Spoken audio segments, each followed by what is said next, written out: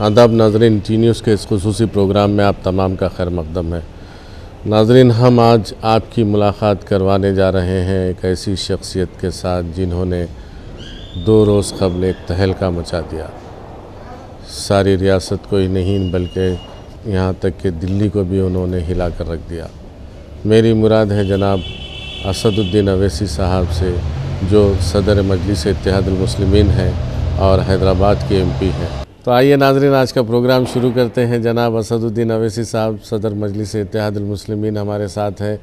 तो असद साहब, हमारे नाज़रीन ये जानना चाहते हैं, आप किरण कुमार रेड्डी के ख़िलाफ़ है या कांग्रेस पार्टी के ख़िलाफ़? नहीं, मैं दोनों में फ़र्क बिल्कुल ही नहीं है। कांग्रेस पार्टी के ये चीफ़ मिनिस्टर हैं, तो ज़ाहिर है ये अलग अलग कहाँ से हो गए लोग। दोनों एक ही हैं, कांग्रेस पार्टी के हम खिलाफ़ हैं और वो कांग्रेस पार्टी की क़यादत ये किरण कुमार रेड्डी कर रहे हैं। नहीं, इससे पहले जो 14 साल का जो आपके कांग्रेस पार्टी के साथ था, ये हनीमून था या बनवास था? ये नहीं, अब ये जो भी था एक लंबा साथ था। अब वो ख़त्म हो चुका है और अगर ये ख़त्म हुआ है तो इसकी ज़िम्मेदारी चीफ़ मिनिस्टर पर आती है कि इन्होंने जो सेकुलरिज़म को मजबूत करना, सेकुलर ताकतों को मजबूत करना, वो काम अंजाम नहीं दिया, बल्कि संघ परिवार, BJP, विश्व हिंदू परिषद की जैसे ताकतों को इन्होंने फ़रोग़ दिया और अवाम दुश्मन पॉलिसियों को इख्तियार किया। तो इसी वजह से मजलिस इत्तेहादुल मुस्लिमीन ने अपनी तायद को वापस लिया है।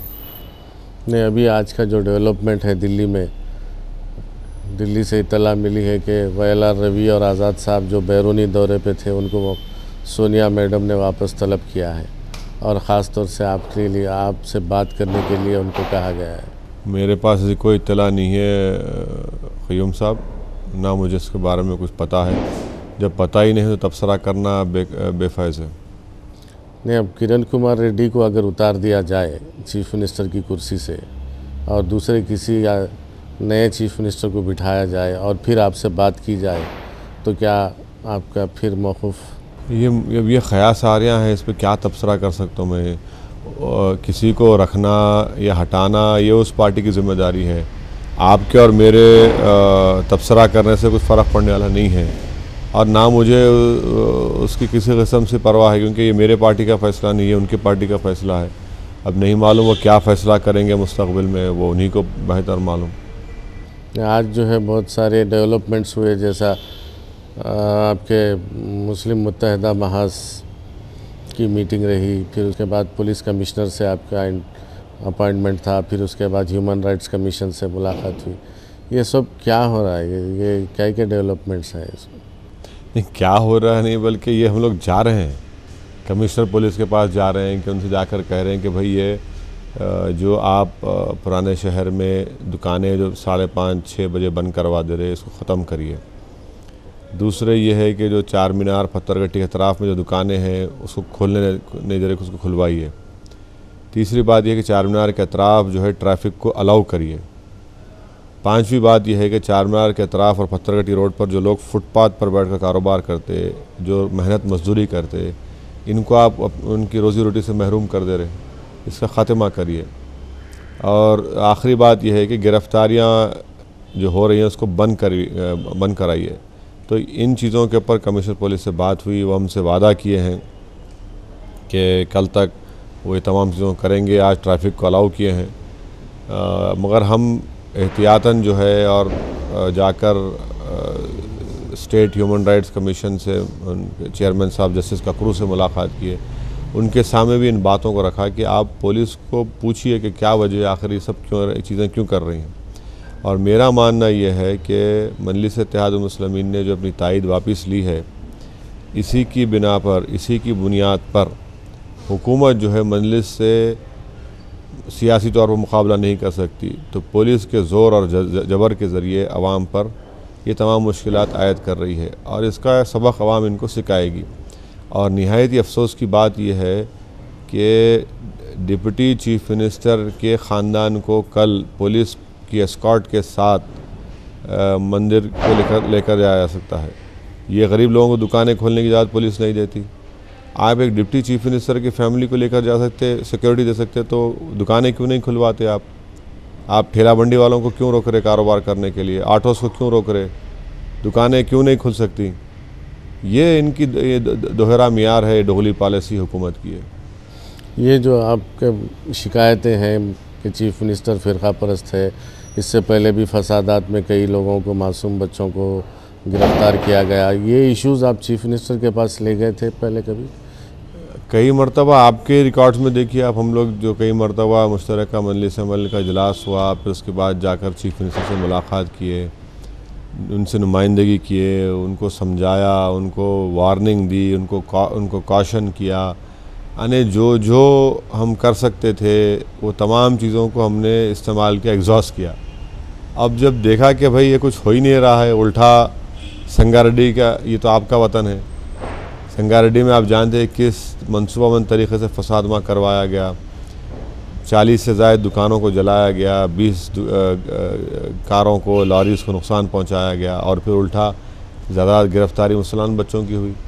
हम जब चीफ मिनिस्टर जाकर कहा कि भाई ये आपके मुकामी एमएलए का रोल प्रूव करिए, लोग शिकायत कर रहे हैं, तो चीफ मिनिस्टर ने मुश्तरका मजलिस अमल सामने कहा नहीं, ये नहीं हो सकता। तो ये ऐसी चीज़ें हैं कि ये इनके रवैये से साफ जाहिर हो रहा था कि ये तमाम फ़िरका परस्त ताकतों को फ़रोग़ दे रहे हैं। इसकी शिकायत आपने हाईकमांड से की कभी कि चीफ मिनिस्टर सुन नहीं रहे? देखिए, मैं कोई कांग्रेस का लीडर नहीं हूँ कि वो मेरा हाईकमांड है, मैं उनको शिकायत करूँ, मैं क्यों करूँ? हाँ, वक्तन फ़ौक्तन जब मुलाकात, उसका ज़िक्र किया मैं। और आज के इस दौर में जब मीडिया, इंटरनेट और फिर उनके पास ज़राए हैं, IB है, सब है, क्या उनको नहीं मालूम होता ये सब चीज़ें हो रही हैं? उनको सब मालूम। अब मैं हर थोड़े दिन को जाके खड़े हो जाऊँ उनके दरवाज़े पर कि भाई ऐसा हो रहा है, वो मेरी फितरत में नहीं है। इनको मालूम होना चाहिए था कि सब चीज़ें हो रही है, नहीं मालूम है तो ताज्जुब है मुझे। तो ये जो आपका जो एहतजाजी टूर शुरू होने वाला है रियासत भर में, तो वो क्या होगा, किस किस्म का रहेगा, किस किस्म की, क्या पदयात्रा रहेगी या धरने रहेंगे? हमारे पास पदयात्रा का कोई स्ट्रेटजी नहीं है, बल्कि जलसे करेंगे, आवाम से मुलाकात करेंगे, बात करेंगे, आवाम को समझाएंगे हुकूमत की पॉलिसियों के बारे में, इनकी गलत पॉलिसीज़ के बारे में। तो आपका जो है महाराष्ट्र में बहुत अच्छा शानदार मुजाहरा रहा पिछले बल्दी इलेक्शंस में, और वहाँ पर भी आप लोगों की पार्टी को बहुत स्ट्रांग पोजीशन मिलते जा रहा है। तो अब आने वाले इंतखाबात में क्या सारी रियासत में कॉन्टेस्ट करने का इरादा है? नहीं, ज़ाहिर है कोई भी सियासी जमात अपनी तंजीम को मजबूत करेगी, अपने तादाद में इजाफ़ा की कोशिश करेगी, और वही काम मजलिस इत्तेहाद मुस्लिमीन करते आई है। हमारी पहली कोशिश ये होगी कि हम लोग हमारे ये 7 अराकीन असम्बली सीटों को बरकरार रखें, जो मुझे अल्लाह की ज़ात पर पूरा भरोसा है कि इंशाअल्लाह हम उसको बरकरार रखेंगे। आगे और सीटों का इजाफ़ा करना है, उसके लिए लाहेअमल तैयार कर रहे हैं और उस पर काम कर रहे हैं। पिछले बार राजेंद्र नगर और जुबली हिल्स से हमको इतनी कामयाबी नहीं मिल सकी, तो ज़ाहिर है और भी ऐसे कई असम्बली के हल्के जाते हैं जिनकी हमने निशानदेही की है, वहाँ पर काम करेंगे, तंजीम को मजबूत करेंगे। शहर के अलावा अजला में भी, ज़ाहिर अजला में भी जाएंगे इंशाअल्लाह, अजला में तंजीम को मजबूत करेंगे। उन अजला के उन असम्बली हल्के जात से भी हम कोशिश करेंगे कि वहाँ पर भी इंतखाबात में हिस्सा लें। PV नरसिम्हा राव के जानशी का खिताब आपने किरण कुमार रेड्डी को दिया है, तो उसके ऊपर थोड़ा सा खुलासा चाहिए। इनकी जो हरकतें हैं, इनके जो पॉलिसीज़ हैं हुकूमत की, इससे साफ जाहिर हो रहा है कि ये सॉफ्ट हिंदुत्व को प्रमोट कर रहे हैं। BHP BJP वाले इनको धमकी देते हैं कि आप अगर नहीं लगाएंगे तो दूसरे दिन लगा देते। वो जो बोले करते हैं, जाकर उनको हुकूमत को बोलते हैं कि बकरीद आ रही है और जानवर जो है काउ स्लॉटर एक्ट के ख़िलाफ़ है, तो आप गाय के साथ बुल एंड बुलक्स को भी पकड़ लेते। ऐसे कितनी मिसालें आपको पेश करूं। अधोनी में जाके देखे, परवीन टोगाडिया को भिजा दी, इजाज़त दी, हम बोल रहे मत रुकाइए उसको, वहाँ जाके तकरीर करता परवीन टोगाडिया अधोनी में, वहाँ फसाद हो जाता। तो ये चीज़ें हैं, इसीलिए मैं समझता हूँ कि ये एक सेकुलर यानी सेकुलर क़ायद नहीं है। और कांग्रेस में जो एक वैक्यूम था नरसिम्हा राव की मौत के बाद, मैं समझता हूँ कि उस खला को ये पुर कर रहे हैं। एक जुमले पर आपका बहुत तबसरा चल रहा है सियासी हल्कों में कि Kiran was my friend and Jagan is my friend, इसका क्या मतलब हुआ? नहीं, even KCR is my friend.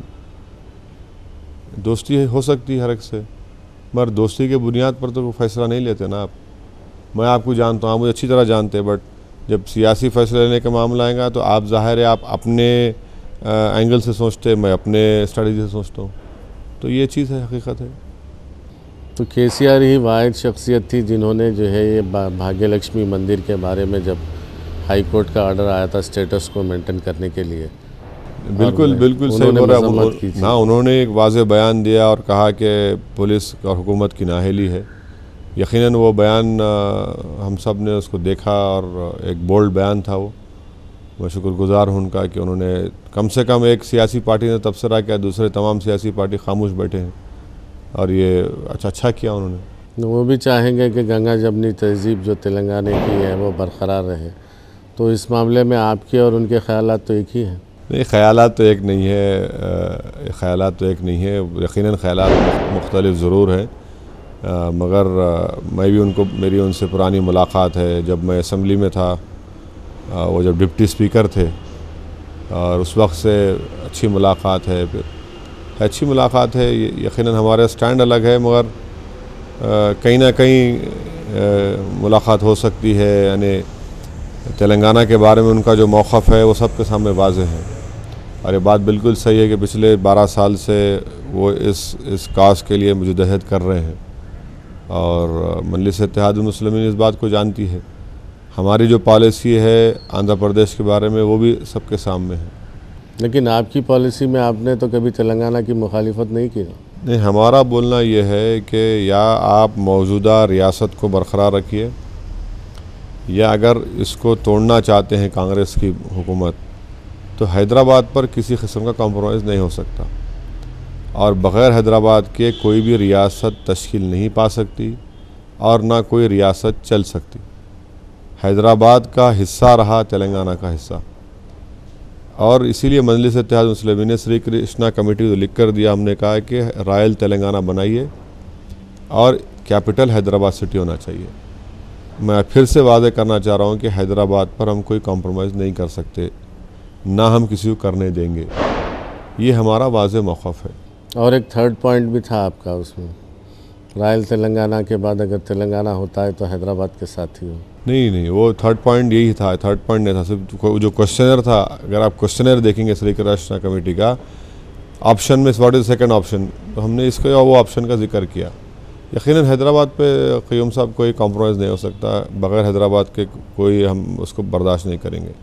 ये साफ़ वायद। हम जो एक पॉइंट श्री कृष्णा कमेटी में हम जो लिखे, हम उस पर आज भी कायम हैं।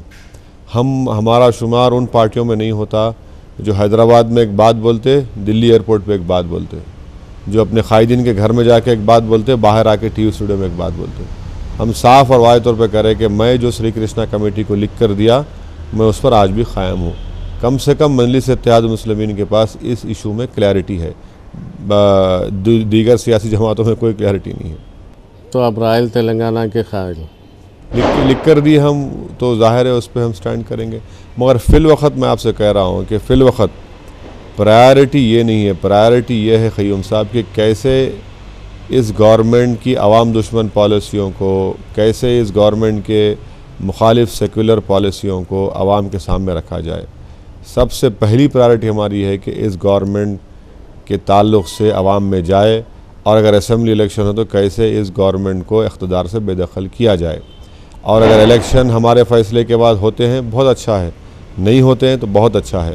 2014 में जब भी इलेक्शन होंगे, अगर अपने वक्त पर होंगे, तो हम इंशाअल्लाह ताला ये बता देंगे कि एक भी सेकुलर वोट और मुस्लिम वोट इस पार्टी को नहीं मिलेगा, और कांग्रेस पार्टी का बुरा हाल होगा इंशाअल्लाह आइंदा असम्बली के इंतखाबात के बाद। तो चलिए मान दें कांग्रेस पार्टी को नहीं मिलेगा, तो फिर किसको मिलेगा? किसको मिलेगा? मजलिस इत्तेहादुल मुस्लिमीन को मिलेगा। हम अपने आप को मजबूत कर रहे हैं। नहीं, रियासत भर में नहीं, रियासत भर में जहाँ पर मजलिस अपने उम्मीदवार खड़ा करेगी वहाँ पर मजलिस को मिलेगा। अब रहा सवाल दूसरे जमातों का, चाहे वो तेलुगु देशम हो, YSR हो या TRS हो, इंशाअल्लाह ताला जब वक्त आएगा तो ज़ाहिर है हमको फ़ैसला करना पड़ेगा।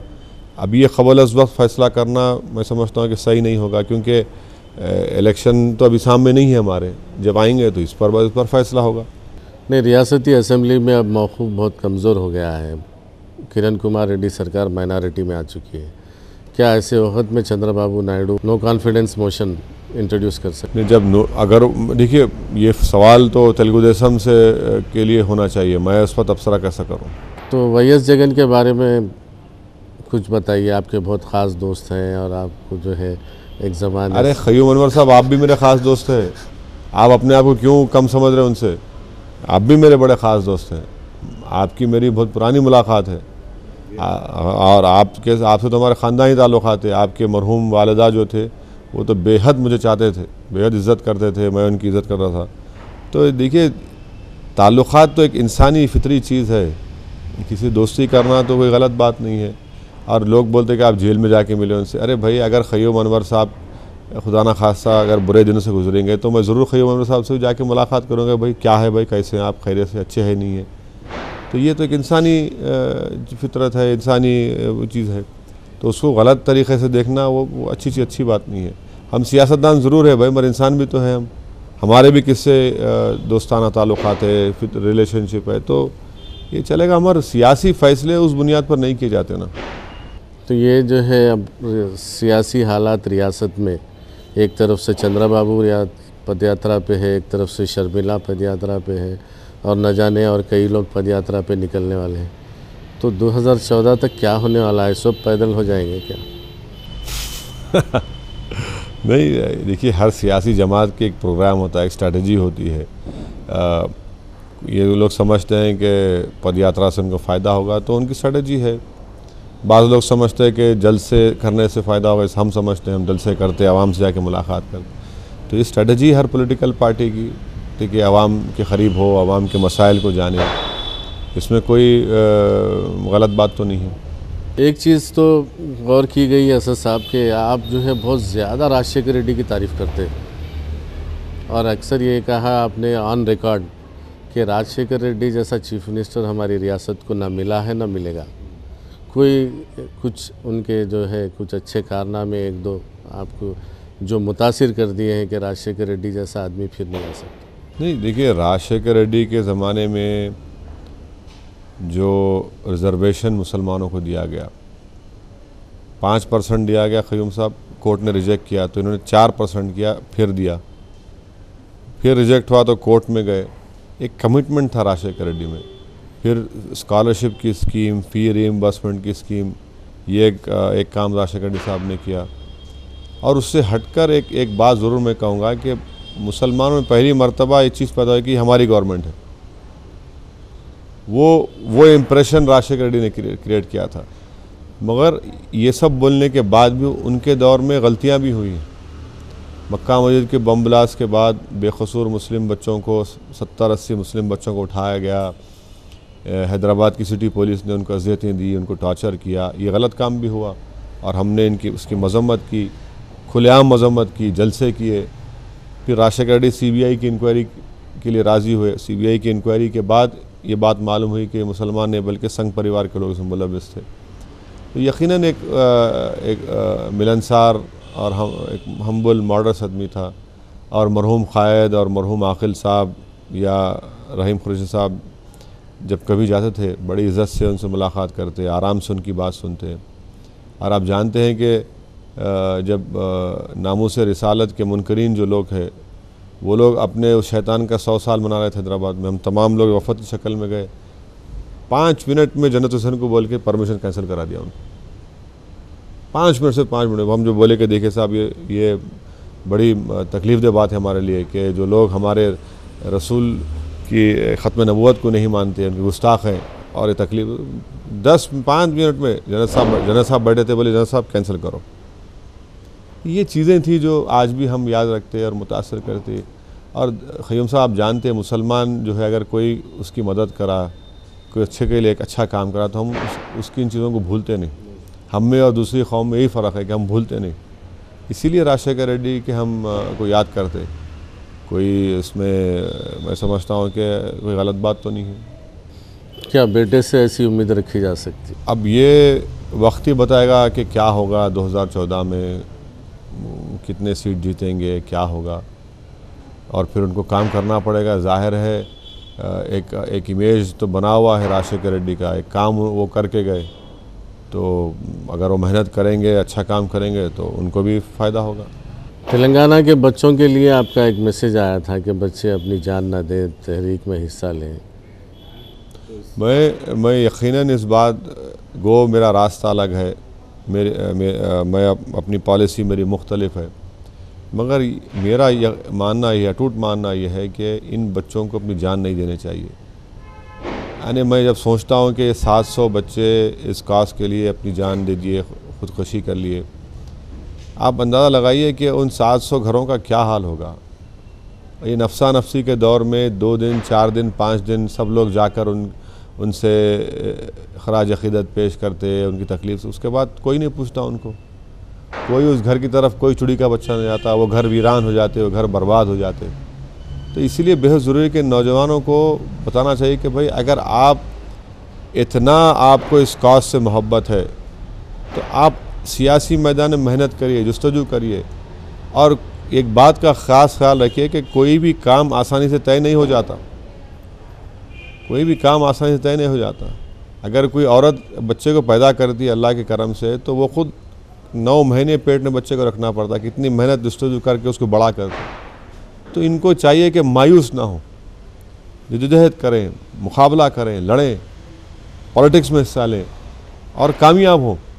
मैं शुरू से कह रहा हूँ कि पॉलिटिकल सलूशन तलाश करिए इसका। ये पॉलिटिकल सलूशन से ही मसला हल होता नहीं होता। तो इन बच्चों को चाहिए कि वो और भी ना ख़ुदकुशी करें, बल्कि हिम्मत से काम लें, मायूस ना हो और हालात का मुकाबला करो। आप अपनी बात को रखो जमहूरियत में। ये जो ख़ुदकुशी करने का एक रिवाज चल पड़ा, ये बहुत ही ख़तरनाक और डेंजरस है। इससे कई ख़ानदान तबाह हो रहे हैं और इन लोगों को जानना चाहिए, इन बच्चों को, भाई तुम ख़ुदकुशी कर रहे सही है, हमारे इस्लाम में तो ख़ुदकुशी हराम है, आप अगर कर रहे हैं तो इसका आपके ख़ानदान पर क्या असर पड़ रहा है। कोई पूछने वाला नहीं है। एक दिन आके सब फ़ोटोआँ खिंचाते, सब आंसू बहाते, एक फ़ोटो लगा के धरना देते, उसका ख़त्म, भूल जाते। ये रियलिटी है ये। तो इसके बजाय आप लड़िए, ज़िंदा रखिए अपने आप को। और सियासत में एक उसूल है कि आप ज़िंदा रहे तो गुनाह भी करते, सवाब भी कमाते, आप मर गए तो कुछ नहीं होता आपसे। लेकिन पॉलिटिकल सोल्यूशन तो एक ही है ना असद साहब, तेलंगाना। पॉलिटिकल सोल्यूशन के लिए आपको पॉलिटिकल स्ट्रगल करना पड़ेगा। पॉलिटिकल स्ट्रगल आप जब तक नहीं करेंगे तो सोल्यूशन क्या निकलेगा। अगर आप अपनी जान ले लिए तो क्या सोल्यूशन निकल जाएगा उससे।